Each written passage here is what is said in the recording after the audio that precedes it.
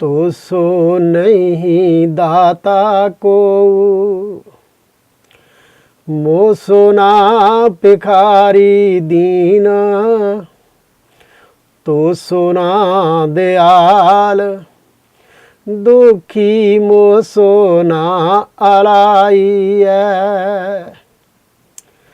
Moso नहीं किरत कान,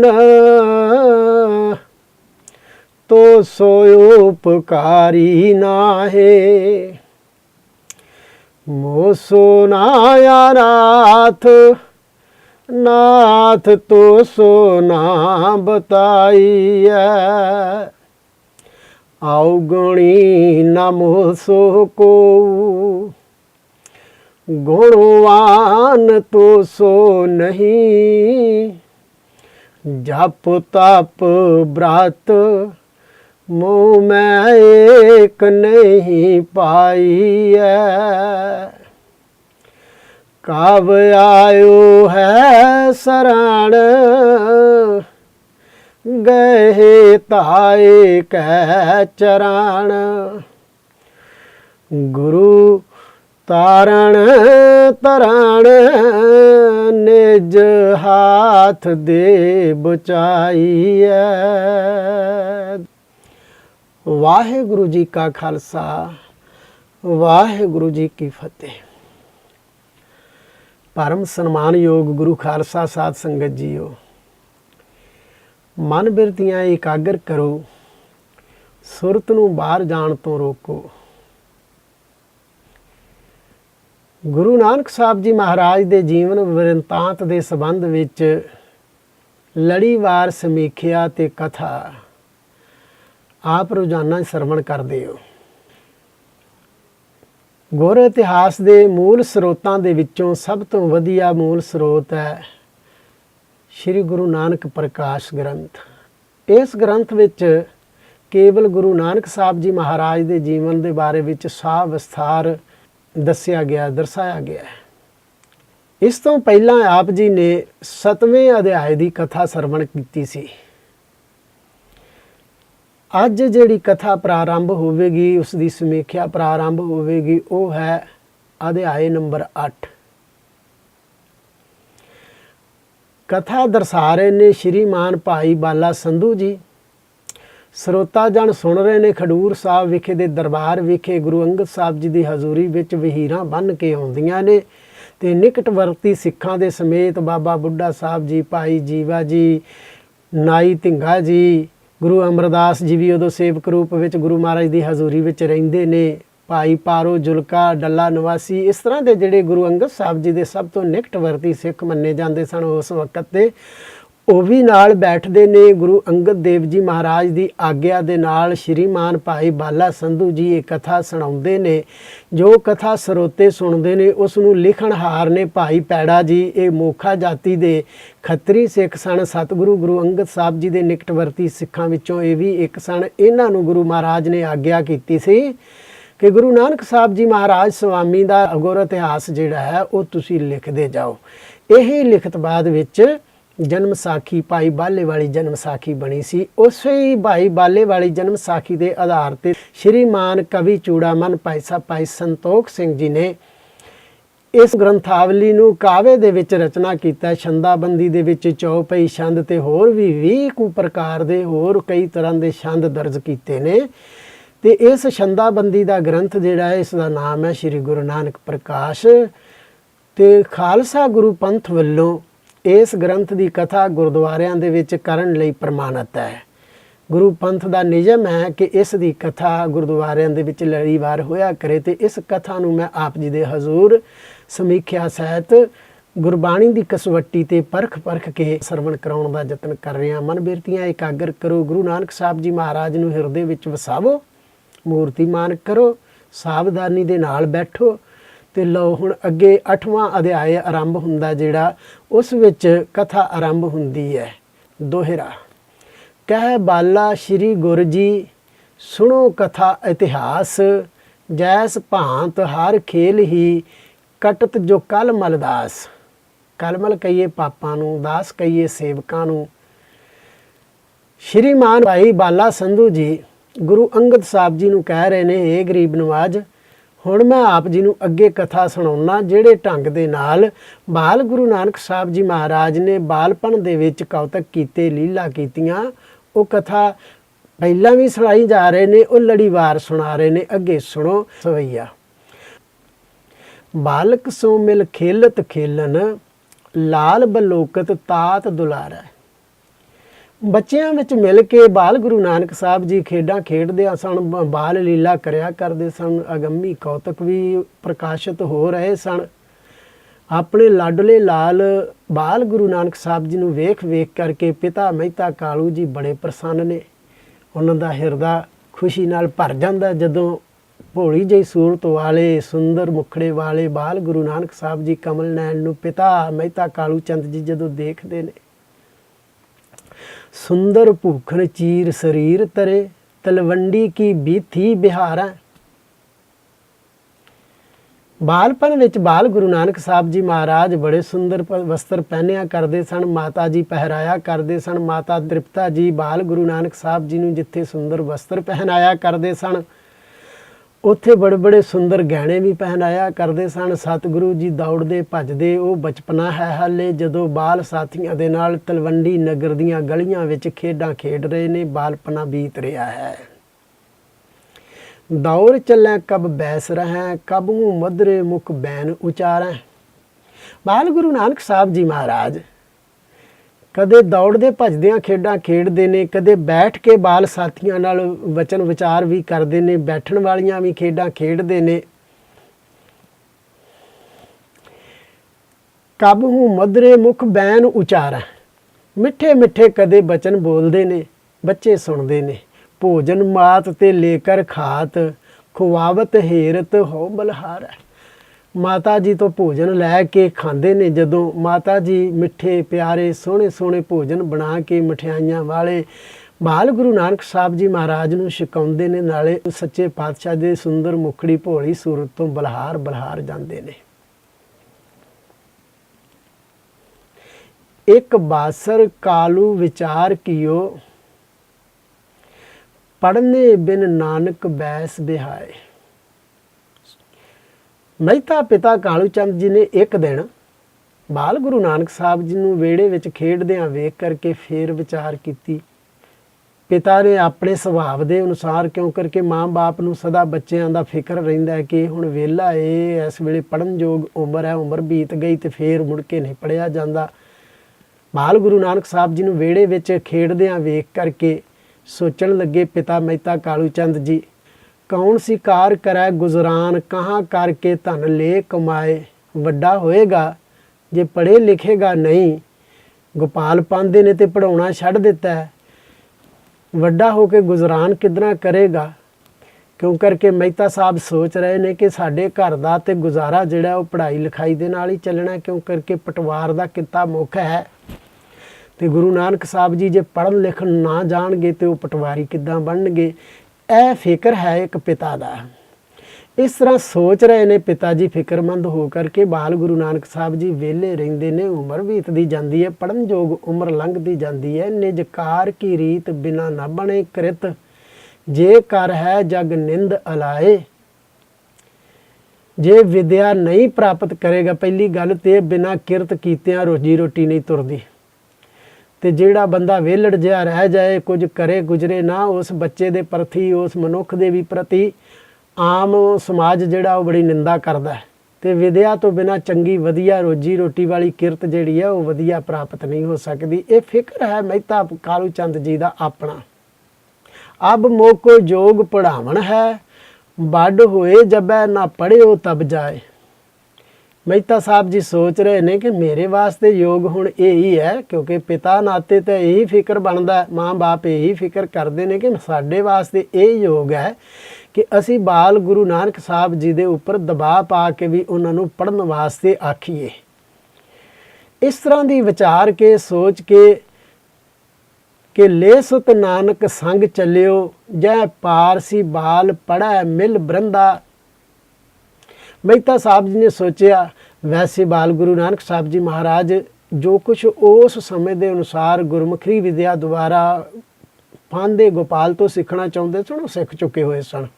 ਉਹਨਾਂ ਦੀ ਬਾਣੀ ਨੂੰ ਪੜ੍ਹੀਏ ਨਾ, ਉੱਥੋਂ ਲੱਗਦਾ ਕਿ ਗੁਰੂ ਨਾਨਕ ਸਾਹਿਬ ਜੀ ਦੀ ਬੁੱਧ ਬਹੁਤ ਉਜਵਲ ਅਗਾਂਹ ਵਧੂ ਸੀ। ਥੋੜ੍ਹੇ ਸਮੇਂ 'ਚੋਂ ਬਹੁਤਾ ਕੁਝ ਸਿੱਖ ਗਏ ਹੋਣਗੇ।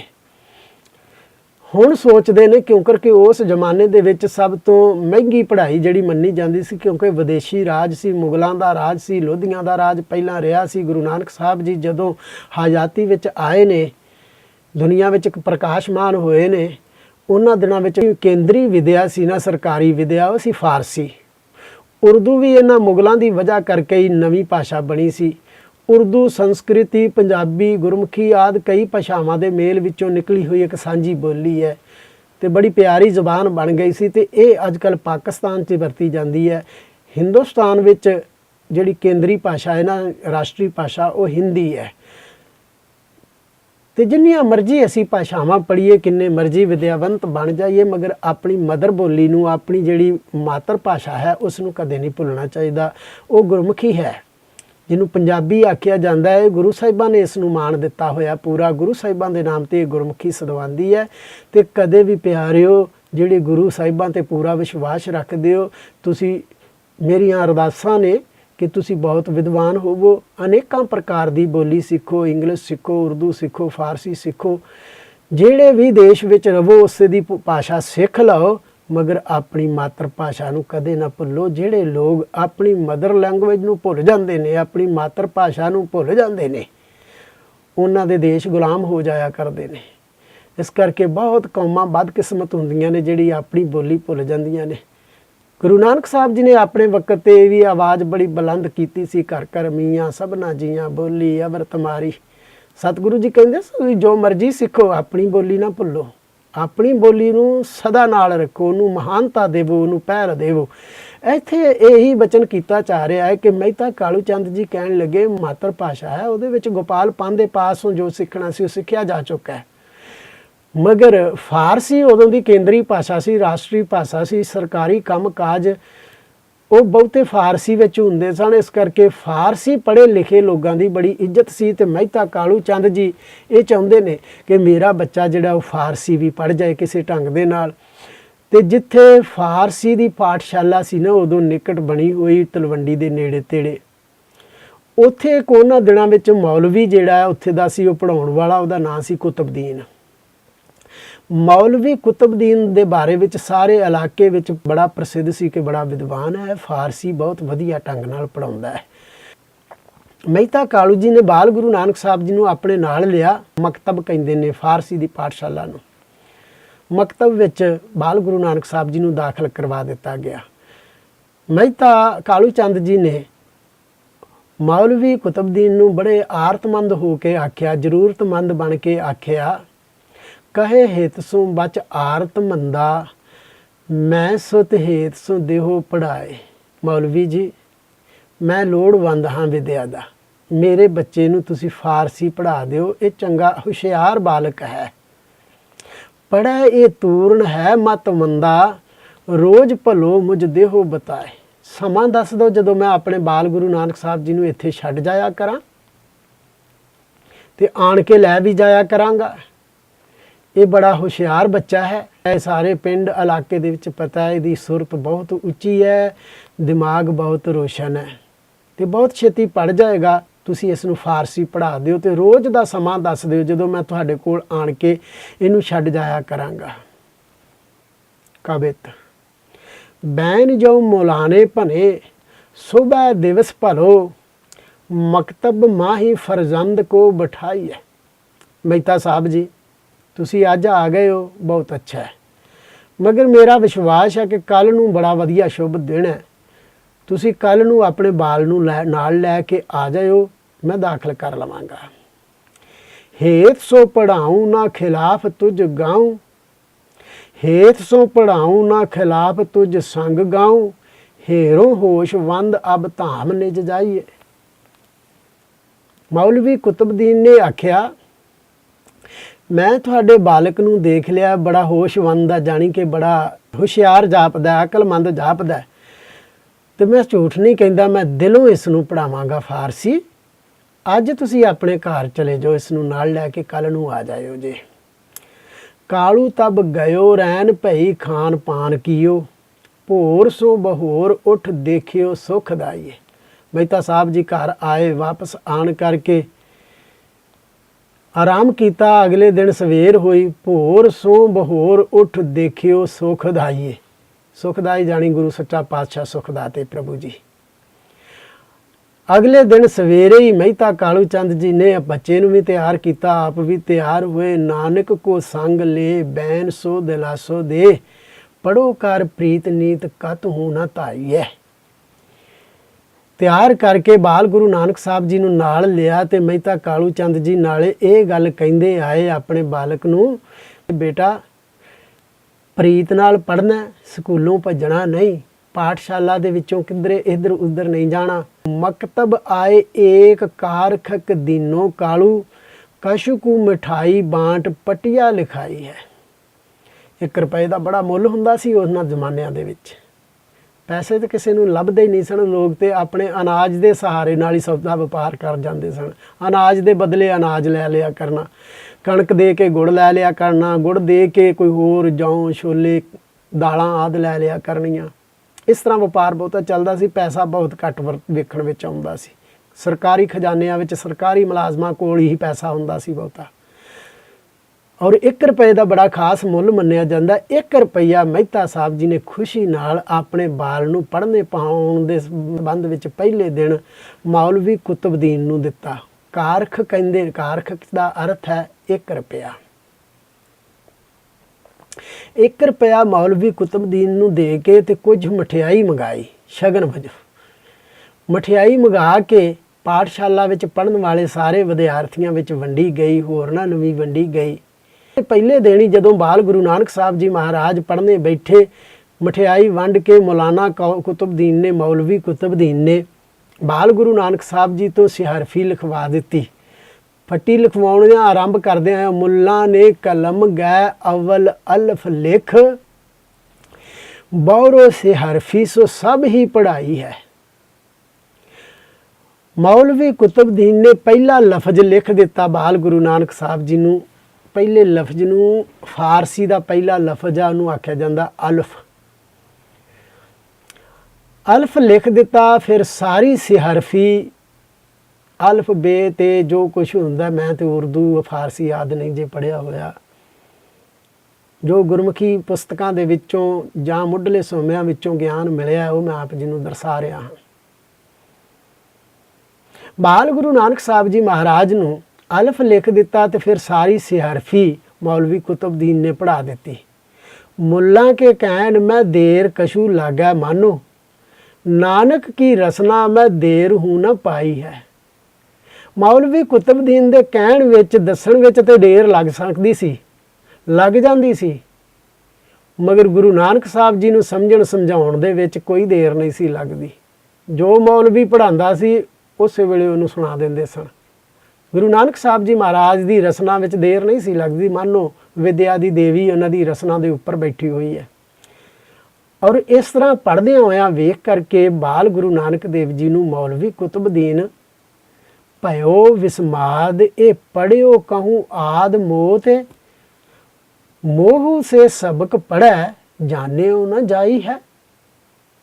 मौलवी कुतुबुद्दीन इन्ना विस्माद होया, इन्ना हैरान होया कि ऐं लगदा ये बाल जिहड़ा नानक है ये किते मेरे तो पहलां पढ़ के आया है कि मेरे कोलों सबक लैके पढ़ रहा है, समझ नहीं लगदी।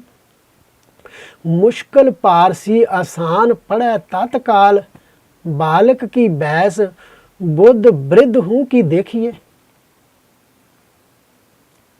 मौलवी कुतुबुद्दीन सोचता है कि कमाल दी गल है कि फारसी की विद्या तो बड़ी ज़्यादा मुश्किल मनी जाती है तो यह तत्काल पढ़ी जा रहा है।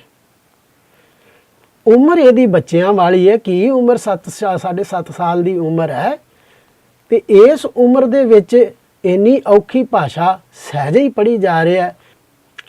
उम्र बच्चों वाली, सियाणप बजुर्गों वाली, बुद्ध वृद्ध हूँ कि देखिए, ये दिखाई देंदा।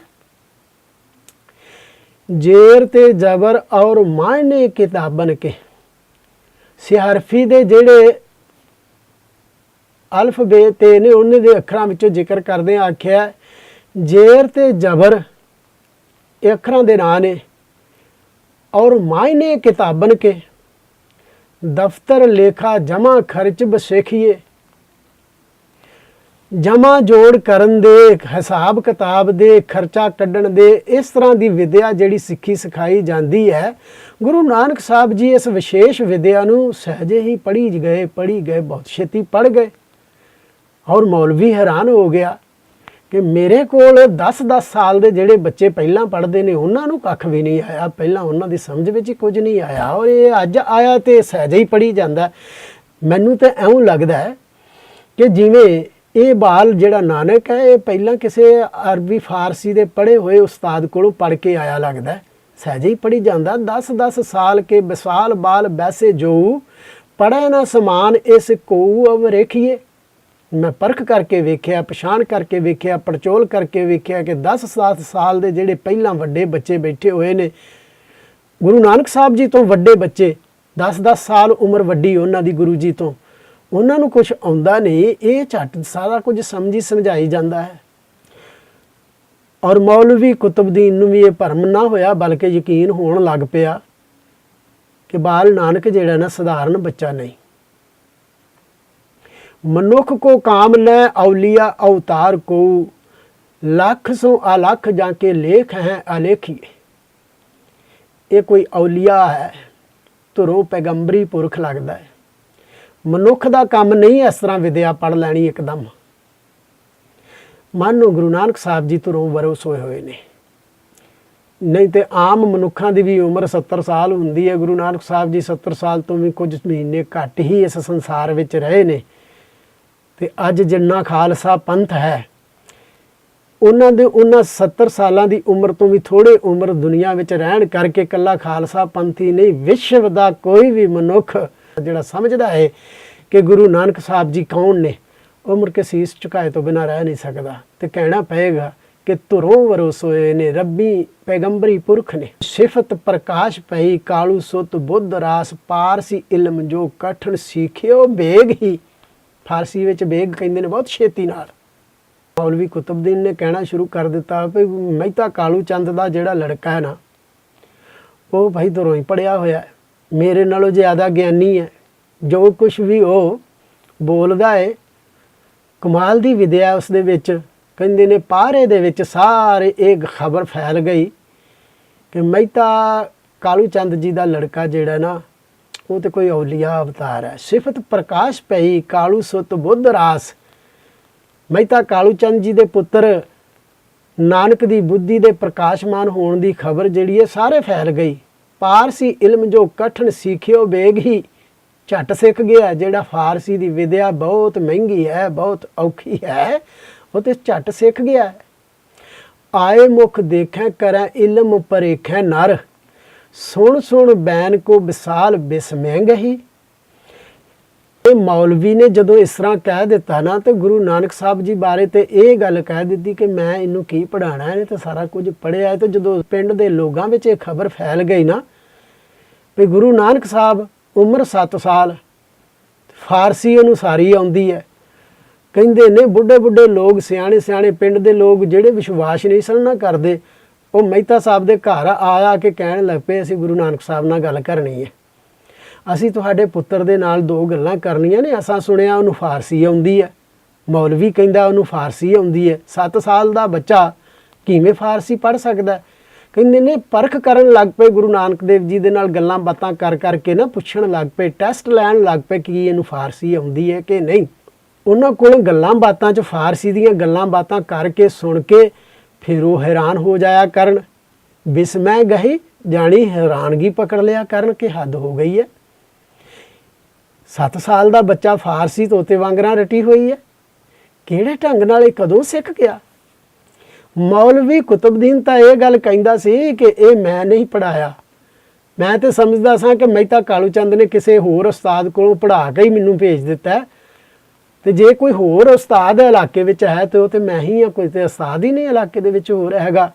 ਤੇ ਫਾਰਸੀ ਇਹ ਧੁਰੋਂ ਹੀ ਕਿਤੇ ਪੜ੍ਹਿਆ ਹੋਇਆ ਰੱਬੀ ਬੰਦਾ ਲੱਗਦਾ ਮੈਨੂੰ। ਬਚਪਨ ਵਿੱਚ ਹੀ ਸਾਰੇ ਲੋਕ ਉਹਨਾਂ ਨੂੰ ਧੁਰੋਂ ਵਰੋ ਸੋਇਆ ਹੋਇਆ ਮਹਾਂਪੁਰਖ ਮੰਨ ਕੇ ਉਹਨਾਂ ਦੀ ਮਹਿਮਾ ਕਰਨ ਲੱਗ ਪਏ। ਮਿਲਤ ਪਰਸਪਰ ਕਰਤ ਸੁਜਸ ਬਰ, ਬਰ ਕਹਿੰਦੇ ਨੇ ਸ੍ਰੇਸ਼ਟ ਨੂੰ, ਮਿਲਤ ਪਰਸਪਰ ਕਰਤ ਸੁਜਸ ਬਰ, ਬੈਸ ਲੱਗ ਦੇਖੀਏਤ ਸੇ ਮੁਖੀ ਵਿਸ਼ੇਸ਼ ਹੀ। ਸੇ ਮੁਖੀ ਕਹਿੰਦੇ ਨੇ ਸਿਆਣੇ ਸਿਆਣੇ ਲੋਕ, ਕਹਿੰਦੇ ਨੇ ਜਦੋਂ ਮਿਲ ਕੇ ਆਪਸ ਵਿੱਚ ਗੱਲਾਂ ਕਰਦੇ ਸਨ, ਪਰਸਪਰ ਜਦੋਂ ਉਹਨਾਂ ਦੀਆਂ ਵਿਚਾਰਾਂ ਹੁੰਦੀਆਂ ਸਨ ਲੋਕਾਂ ਦੀਆਂ, ਤੇ ਉਹ ਗੁਰੂ ਨਾਨਕ ਸਾਹਿਬ ਜੀ ਨੂੰ ਜਿਹੜੇ ਮਿਲ ਕੇ ਗਏ ਹੁੰਦੇ ਸਨ, ਉਹ ਆਪਸ ਵਿੱਚ ਗੱਲਾਂ ਕਰਦਿਆਂ ਕਹਿੰਦੇ ਹੁੰਦੇ ਸਨ, ਭਾਈ ਗੁਰੂ ਨਾਨਕ ਸਾਹਿਬ ਜੀ ਮਹਾਰਾਜ ਵਰਗਾ ਇਸ ਦੁਨੀਆ ਦੇ ਉੱਪਰ ਕੋਈ ਮਨੁੱਖ ਨਹੀਂ ਵੇਖਿਆ, ਕੋਈ ਬੱਚਾ ਨਹੀਂ ਦੇਖਿਆ ਇੰਨੀ ਉਮਰ 'ਚ ਇਸ ਤਰ੍ਹਾਂ ਦੀ ਫਾਰਸੀ ਪੜ੍ਹਦਾ ਹੋਇਆ ਬੋਲਦਾ ਹੋਇਆ। ਵਿਸ਼ੇਸ਼ ਗੱਲਬਾਤ ਕਰਦੇ ਨੇ। ਮਧੁਰ ਬਚਨ ਸੁਣ ਹਿੰਦੂ ਉਹ ਤੁਰਕ ਸਭ, ਪ੍ਰੀਤ ਕਰ ਹਿਰਦੈ ਹਰ ਖਾਬ ਨਾ ਉਦੇਗ ਹੀ। ਕਹਿੰਦੇ ਨੇ ਇੱਕ ਹੋਰ ਅਸਰ ਪੈ ਰਿਹਾ ਸੀ ਲੋਕਾਂ ਦੇ ਉੱਪਰ, ਭਾਵੇਂ ਉਹ ਹਿੰਦੂ ਹੋਣ ਭਾਵੇਂ ਮੁਸਲਮਾਨ ਹੋਣ, ਹਰ ਫਿਰਕੇ ਦੇ ਲੋਕ ਗੁਰੂ ਨਾਨਕ ਸਾਹਿਬ ਜੀ ਦੇ ਨਾਲ ਜਦੋਂ ਗੱਲਬਾਤ ਆਣ ਕੇ ਕਰਦੇ ਸਨ ਨਾ, ਤੇ ਗੱਲਬਾਤ ਕਰਕੇ ਕਿਸੇ ਨੂੰ ਕੋਈ ਸੰਸਾ, ਕੋਈ ਭਰਮ, ਕੋਈ ਦੁੱਖ ਮਹਿਸੂਸ ਨਹੀਂ ਸੀ ਹੁੰਦਾ, ਬਲਕਿ ਹਰੇਕ ਦੇ ਉੱਪਰ ਅਸਰ ਗੁਰੂ ਨਾਨਕ ਸਾਹਿਬ ਜੀ ਦਾ ਪੈ ਜਾਂਦਾ ਸੀ ਬਾਲਪਨ ਦੇ ਵਿੱਚ ਹੀ। ਤੇ ਲੋਕ ਸਹਿਬੰਗ ਹੀ ਗੁਰੂ ਨਾਨਕ ਸਾਹਿਬ ਜੀ ਵੱਲ ਖਿੱਚੇ ਜਾ ਰਹੇ ਸਨ। ਜਿੱਥੇ ਪਹਿਲਾਂ ਇਕੱਲੇ ਬੱਚੇ ਹੀ ਪ੍ਰਭਾਵਿਤ ਹੁੰਦੇ ਸਨ, ਬਾਲ ਸਾਥੀ ਗੁਰੂ ਨਾਨਕ ਸਾਹਿਬ ਜੀ ਦੇ ਜਿਨ੍ਹਾਂ ਨਾਲ ਖੇਲਿਆ ਕਰਦੇ ਸਨ ਪਿੰਡ ਦੇ ਵਿੱਚ, ਉੱਥੇ ਹੁਣ ਕੀ ਔਰਤਾਂ ਕੀ ਪੁਰਸ਼ ਕੀ ਬਜ਼ੁਰਗ ਕੀ ਬੱਚੇ ਸਾਰੇ ਹੀ ਪ੍ਰਭਾਵਿਤ ਹੋਣ ਲੱਗ ਪਏ ਨੇ। ਇਲਾਕੇ ਵਿੱਚ ਇਹ ਫੈਲਣ ਲੱਗ ਪਿਆ ਕਿ ਬਾਲ ਗੁਰੂ ਨਾਨਕ ਸਾਹਿਬ ਧੁਰੋਂ ਵਰਸੋਇਆ ਹੋਇਆ ਹੈ, ਅਗੰਮੀ ਪੁਰਖ ਹੈ, ਆਤਮ ਸ਼ਕਤੀ ਦੇ ਨਾਲ ਭਰਪੂਰ ਹੈ। ਮਿਰਦਲ ਮਦਰ ਮੁਖ ਬੋਲਤ ਹੈ ਬੈਨ ਮਾਨੋ, ਦੇਤ ਉਪਦੇਸ਼ ਰਿਖ ਦੇਖ ਸਿੱਖ ਆਪਣੇ। ਇੰਨੇ ਮਿੱਠੇ ਮਿੱਠੇ ਬੋਲ ਜਦੋਂ ਬਾਲ ਗੁਰੂ ਨਾਨਕ ਸਾਹਿਬ ਜੀ ਬੋਲਿਆ ਕਰਦੇ ਸਨ ਨਾ ਸਾਰੇ ਹੀ ਲੋਕਾਂ ਨਾਲ, ਤੇ ਲੋਕ ਕਹਿੰਦੇ ਸਨ ਐਉਂ ਲੱਗਦਾ ਹੈ ਜਿਵੇਂ ਬਾਲ ਗੁਰੂ ਨਾਨਕ ਸਾਹਿਬ ਜੀ ਰਿਖੀਆਂ ਮੁਨੀਆਂ ਵਾਂਗਰਾਂ ਉਪਦੇਸ਼ ਕਰਦੇ ਨੇ ਸਾਨੂੰ ਆਪਣਾ ਸ਼ਿਸ਼ ਜਾਣ ਕੇ।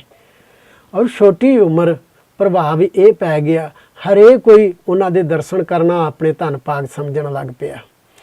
ਪਾਰਸੀ ਸੋ ਮਿਲੀ ਜੋ ਨਾਮ ਕੇ ਭਜਨ ਸੰਗ, ਗੰਗ ਜੈਸੀ ਬਾਣੀ ਕਲ ਕਲ ਮਲ ਖਾਪਣੇ। ਅਲੰਕਾਰ ਬੰਨ੍ਹਦਿਆਂ ਹੋਇਆਂ ਕਵੀ ਚੂੜਾਮਨ ਭਾਈ ਸੰਤੋਖ ਸਿੰਘ ਕਹਿੰਦੇ ਨੇ, ਫਾਰਸੀ ਦੇ ਵਿੱਚ ਮਿਲੀ ਹੋਈ ਭਜਨ ਬੰਦਗੀ ਦੇ ਸ਼ਬਦ ਵੀ ਗੁਰੂ ਨਾਨਕ ਸਾਹਿਬ ਜੀ ਕਹਿਣ ਲੱਗ ਪਏ। ਤੇ ਉਹ ਸ਼ਬਦ ਜਦੋਂ ਬੋਲਦੇ ਸਨ, ਮਾਨੋ ਇੰਨੀ ਪਵਿੱਤਰ ਬਾਣੀ ਸੀ ਗੰਗਾ ਦੇ ਪਾਣੀ ਵਰਗੀ। ਜਿੱਦਾਂ ਗੰਗਾ ਦੇ ਪਾਣੀ ਵਿੱਚ ਨਹਾ ਕੇ ਮਨੁੱਖ ਆਪਣੇ ਆਪ ਨੂੰ ਸਮਝਦਾ ਹੈ ਨਾ ਕਿ ਮੇਰੇ ਪਾਪ ਧੋਤੇ ਗਏ ਨੇ, ਗੁਰੂ ਨਾਨਕ ਸਾਹਿਬ ਜੀ ਦੀ ਬਾਣੀ ਸੁਣ ਕੇ ਲੋਕ ਪੂਰਾ ਵਿਸ਼ਵਾਸ ਕਰਦੇ ਸਨ ਕਿ ਇਹ ਮੇਰੇ ਪਾਪ ਹੁਣ ਕੱਟ ਦੇਗੀ। ਗੁਰੂ ਜੀ ਦਾ ਉਪਦੇਸ਼, ਗੁਰੂ ਜੀ ਦੀ ਬਾਣੀ। ਪੰਡਤ ਜਿਉ ਵਕਤਾ ਆਚੁਕ ਵਾਕ ਪ੍ਰੇਮ ਮੈ, ਸੁੰਦਰ ਸੁਖਦ ਜੋ ਜੋਗ ਨਰ ਜਾਪਣੇ। ਜਿਵੇਂ ਪੁਰਾਣੇ ਵਿਦਵਾਨ ਪੰਡਤ ਗਿਆਨੀ ਜਿਹੜੇ ਹੋਇਆ ਕਰਦੇ ਸਨ ਤੇ ਕਥਾ ਕਰਨ ਲੱਗਿਆਂ ਅਚੁੱਕ ਬਿਨਾਂ ਕੋਈ ਗਲਤੀ ਕੀਤਿਆਂ ਬੋਲਦੇ ਹੁੰਦੇ ਸਨ। ਬਾਲ 7 ਸਾਲ ਦੇ ਸਤਿਗੁਰੂ ਨਾਨਕ ਸਾਹਿਬ ਜੀ, ਹਾਲੇ ਉਮਰ 7 ਸਾਲ ਦੀ ਹੈ, ਉਹ ਉਹਨਾਂ ਪੰਡਤਾਂ ਤੋਂ ਵੀ ਸੋਹਣਾ ਇਹ ਨਿਰੰਤਰ ਇੱਕ ਰਸ ਜਦੋਂ ਬੋਲਦੇ ਨੇ, ਸੁਣਨ ਵਾਲੇ ਦਾ ਜੀ ਨਹੀਂ ਕਰਦਾ ਕਿ ਮੈਂ ਪਿਛਾਂ ਹਟ ਜਾਵਾਂ, ਹੁਣ ਸੁਣ ਕੇ ਹੀ ਉੱਠਦਾ ਹੈ। ਇਸ ਢੰਗ ਦੇ ਨਾਲ ਜਿਹੜੇ ਬਚਨ ਉਹ ਮੁੱਖੋਂ ਬੋਲਦੇ ਸਨ, ਮਾਨੋ ਇੱਕ ਇੱਕ ਸ਼ਬਦ ਉਹਨਾਂ ਦਾ ਇੱਕ ਇੱਕ ਮੰਤਰ ਸੀ ਜਪਣ ਵਾਸਤੇ। ਸੁਣੈ ਹਿਤ ਲਾਏ ਨੁਤ ਗਾਏ ਘਰ ਜਾਏ, ਨਰ ਕਲਾਵਾਨ ਭਇਓ ਕਲ ਕੀਰਤ ਸੋ ਥਾਪਣੇ। ਸਾਹਿਬ ਗੁਰੂ ਨਾਨਕ ਸਾਹਿਬ ਜੀ ਬਾਲਪਨ ਵਿੱਚ ਜੋ ਉਹਨਾਂ ਨੂੰ ਪ੍ਰਵਚਨ ਸੁਣਾਉਂਦੇ ਨੇ, ਲੋਕ ਬੜੀ ਮਹਿਮਾ ਕਰਦੇ ਨੇ। ਨੁਤ ਕਹਿੰਦੇ ਨੇ ਮਹਿਮਾ ਨੂੰ, ਸੁਣਿਆ ਹਿਤ ਲਾਏ ਨੁਤ ਗਾਏ ਘਰ ਜਾਏ, ਮਹਿਮਾ ਕਰਦੇ ਹੋਏ ਸੁਣ ਕੇ ਘਰ ਨੂੰ ਜਾਇਆ ਕਰਦੇ ਸਨ। ਤੇ ਕਹਿੰਦੇ ਹੁੰਦੇ ਸਨ ਬਾਲਕ ਨਾਨਕ ਜਿਹੜਾ ਹੈ ਇਹ ਕੋਈ ਐਸਾ ਅਜ਼ਮਤਵਾਨ ਪੁਰਖ ਹੈ, ਆਤਮ ਸ਼ਕਤੀ ਵਾਲਾ ਪੁਰਖ ਹੈ, ਦੁਨੀਆ ਦੇ ਵਿੱਚ ਕਲਯੁਗ ਦੇ ਪਾਪਾਂ ਨੂੰ ਦੂਰ ਕਰਨ ਵਾਸਤੇ ਆਇਆ ਹੈ। ਸਵਈਆ ਧਾਮ ਕੇ ਕਾਮ ਤਜੇ ਢਿੱਗ ਜਾਵੇਂ, ਹੇਰਤ ਮੂਰਤ ਭਾਵਤੀ ਜੀ ਕੀ। ਗੁਰੂ ਨਾਨਕ ਦੇਵ ਜੀ ਦੇ ਮਿੱਠੇ ਮਨੋਹਰ ਬਚਨ ਸੁਣਨ ਵਾਸਤੇ ਲੋਕ ਆਪਣੇ ਘਰਾਂ ਦੇ ਕਾਰੋਬਾਰ ਛੱਡ ਕੇ ਜਾਇਆ ਕਰਦੇ ਸਨ। ਸਮਾਂ ਨਹੀਂ ਸੀ ਹੁੰਦਾ ਲੋਕਾਂ ਕੋਲ, ਤਾਂ ਵੀ ਸਮਾਂ ਕੱਢ ਕੇ ਗੁਰੂ ਨਾਨਕ ਸਾਹਿਬ ਜੀ ਦੇ ਦਰਸ਼ਨ ਕਰਨ ਜਾਇਆ ਜਾਂਦੇ ਸਨ।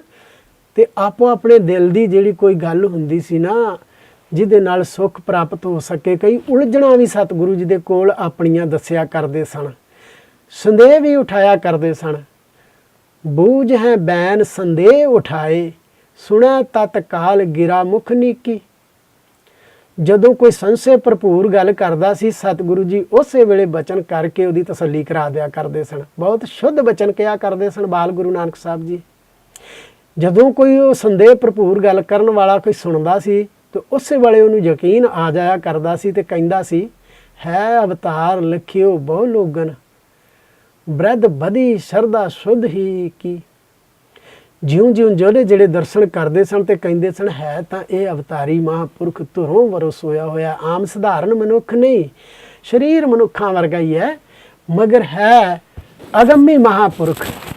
ਫਿਰ ਇਹ ਕਹਿੰਦੇ ਹੁੰਦੇ ਸਨ, ਸਾਡਾ ਹਿਰਦਾ ਸ਼ੁੱਧ ਹੋ ਗਿਆ ਹੈ। ਬੋਲਤ ਬੋਲ ਅਮੋਲ ਅਤੋਲ ਅਡੋਲ ਮਤੀ ਅਹਰਨ ਬਲੀ ਕੀ। ਅਹਰਨ ਕਹਿੰਦੇ ਨੇ ਜਿਹੜੇ ਪੁਰਾਣੇ ਕਾਰੀਗਰ ਹੋਇਆ ਕਰਦੇ ਸਨ, ਲੋਹਾਰ, ਲੋਹੇ ਦਾ ਕੰਮ ਕਰਨ ਵਾਲੇ, ਉਹਨਾਂ ਨੇ ਲੋਹਾ ਕੁੱਟਣ ਵਾਸਤੇ ਇੱਕ ਛੋਟਾ ਜਿਹਾ ਟੁਕੜਾ ਰੱਖਿਆ ਹੁੰਦਾ ਸੀ। ਉਹਦੇ ਉੱਪਰ ਗਰਮ ਲੋਹਾ ਜਿਹੜਾ ਲਾਲ ਹੋ ਜਾਂਦਾ ਸੀ ਨਾ ਅੱਗ ਵਿੱਚ, ਉਹਨੂੰ ਚੰਡਦੇ ਸਨ, ਉਹਨੂੰ ਕੁੱਟਦਿਆ ਕਰਦੇ, ਉੱਤੋਂ ਨੂੰ ਵਦਾਨ ਦੀ ਸੱਟ ਮਾਰਿਆ ਕਰਦੇ ਸਨ ਤੇ ਥੱਲੇ ਇੱਕ ਲੋਹਾ ਰੱਖਿਆ ਹੁੰਦਾ ਸੀ, ਲੋਹੇ ਦਾ ਟੁਕੜਾ ਭਾਰਾ ਜਿਹਾ, ਉਹਦਾ 2 ਮਣ 4 ਮਣ 5 ਮਣ, ਵੱਡੇ ਤੋਂ ਵੱਡਾ ਵੀ ਹੁੰਦਾ ਸੀ, ਛੋਟੇ ਤੋਂ ਛੋਟਾ ਵੀ ਹੁੰਦਾ ਸੀ। ਉਹ ਇਸ ਕਰਕੇ ਵੱਡਾ ਰੱਖਿਆ ਜਾਂਦਾ ਸੀ ਕਿ ਜਦੋਂ ਉੱਪਰੋਂ ਮਜ਼ਦੂਰ ਕੋਈ ਸੱਟ ਮਾਰੇ ਵਦਾਨ ਦੀ, ਵਦਾਨ ਵੀ ਬੜਾ ਭਾਰਾ ਹੋਇਆ ਕਰਦਾ ਸੀ ਲੋਹੇ ਨੂੰ ਕੁੱਟਣ ਵਾਲਾ। ਅੱਜ ਕੱਲ੍ਹ ਉਹ ਹੱਥੀਂ ਕਾਰਾਗਰੀ ਖਤਮ ਹੋ ਗਈ ਹੈ, ਫਾਊਂਡਰੀਆਂ ਆ ਗਈਆਂ ਨੇ, ਬੜੇ ਬੜੇ ਕਾਰਖਾਨੇ ਲੱਗ ਗਏ ਨੇ, ਹੁਣ ਇਹ ਲੋਹੇ ਦਾ ਕੰਮ ਬਹੁਤਾ ਉੱਥੇ ਹੀ ਹੁੰਦਾ। ਅਤੇ ਜਦੋਂ ਦੇਸੀ ਢੰਗ ਨਾਲ ਪੇਂਡੂ ਔਜ਼ਾਰ ਬਣਾਏ ਜਾਂਦੇ ਸਨ ਨਾ ਇਹਨਾਂ ਲੋਹਾਰਾਂ ਵੱਲੋਂ, ਕਾਰੀਗਰਾਂ ਵੱਲੋਂ, ਅਤੇ ਉਹ ਆਇਰਨ ਦੇ ਉੱਪਰ ਚੰਡਿਆ ਕਰਦੇ ਸਨ। ਅਤੇ ਉਹ ਆਇਰਨ ਥੱਲਿਓਂ ਹਿੱਲਿਆ ਨਹੀਂ ਸੀ ਕਰਦੀ ਹੁੰਦੀ ਭਾਰੀ। ਅਤੇ ਇਹ ਤਸ਼ਬੀਹ ਦਿੰਦਿਆਂ ਹੋਇਆਂ, ਉਦਾਹਰਣ ਦਿੰਦਿਆਂ ਹੋਏ ਕਵੀ ਚੂੜਾਮਨ ਕਹਿੰਦੇ ਨੇ ਕਿ ਲੋਕ ਜਦੋਂ ਗੁਰੂ ਨਾਨਕ ਸਾਹਿਬ ਜੀ ਮਹਾਰਾਜ